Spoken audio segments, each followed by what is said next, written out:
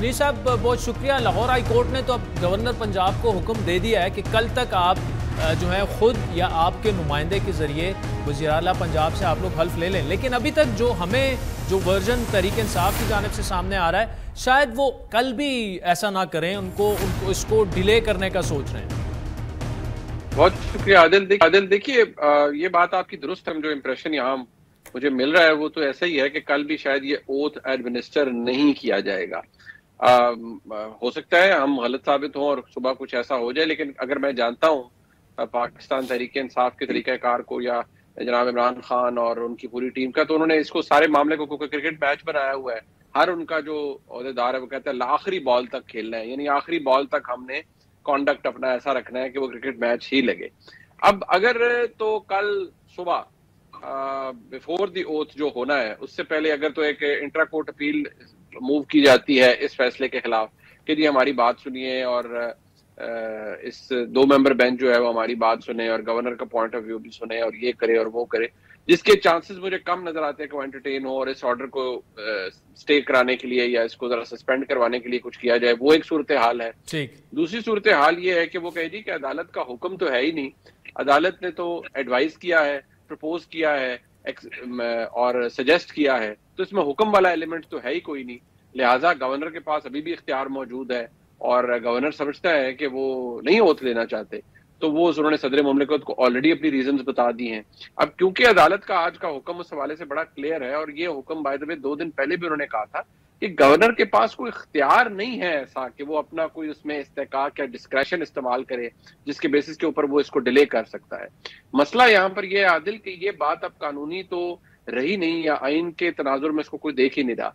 हर एक इतना हेविली इस हवाले से टिल्टेड है वन वे और दी अदर, और इसको इसी तरह लिया जा रहा है कि जी जैसे बड़ा गलत हो रहा है और आइन और कानून बड़ा फ्रस्ट्रेट हो रहा है यहाँ पर, जबकि यही अदालती निज़ाम और यही सब कुछ था जो कि पहले भी चल रहा था। जब वो फैसले किसी एक जमात के खिलाफ आते थे और एक के हक में आते थे तो उसको सेलिब्रेट किया जाता था। आज जब अदलिया और तरह से कुछ मामलात को देख रही है तो उसके लिए फिर तकलीफ हो रही है, खासतौर पर पाकिस्तान तहरीक इंसाफ को। लेकिन इस मामले के ऊपर मैं समझता हूँ कि इतना गंद डाल चुका है कि चलें कल दोबारा डिले कर लेंगे अगर करना चाहें तो, लेकिन ये इनडेफिनेट पीरियड तक नहीं हो सकता, क्योंकि एक चीज ज़हन में रखिए, एक और काउंटर है, क्लॉक है जो टिक टिक कर रही है। वो ऐसा है कि गवर्नर पंजाब की जो रिमूवल की समरी है वो 15 दिन और 10 दिन है। उसके एक स्टेज आएगी कि गवर्नर पंजाब डिनोटिफाई हो जाएंगे कानून के मुताबिक, तो फिर शायद कोई नया गवर्नर आके करेगा। जो स्ट्रेटजी है, जो मेरी पाकिस्तान मुस्लिम लीग काफ के कुछ हमारे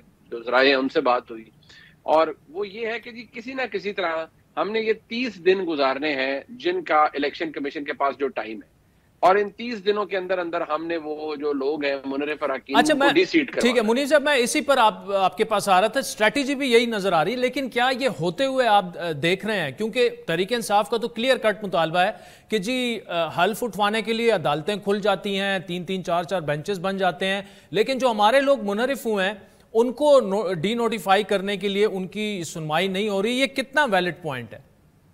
देखिए इस हवाले से आदिल के जो एक तो रेफरेंस है जो कि सुप्रीम कोर्ट के सामने है, जिसमें उन्होंने स्टेटस क्लियर करना है कि सिर्फ लोग डी नोटिफाई होंगे, डी सीट होंगे, नाअहल एक उस टर्म के लिए होंगे या ताहयात नाअहल होंगे। इसके ऊपर अभी फैसला वो उस रेफरेंस पे आना है।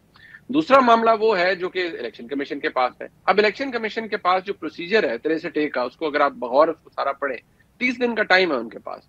अब वो 6 मई को उन्होंने अगर पंजाब के मुनरिफ अराकीन को नोटिस जारी किए हैं तो उन अराकीन को इलेक्शन कमीशन बुलाकर पूछेगा, अगर वो डिक्लेरेशन कैरी ऑन करनी है तो उसके लिए 30 दिन का वक्त है इलेक्शन कमीशन के पास। से अगर 20 मई को रेफरेंस किया है, 20 अप्रैल को रेफरेंस किया है, तो 20 मई तक का टाइम तो वैसे ही है इलेक्शन कमीशन के पास।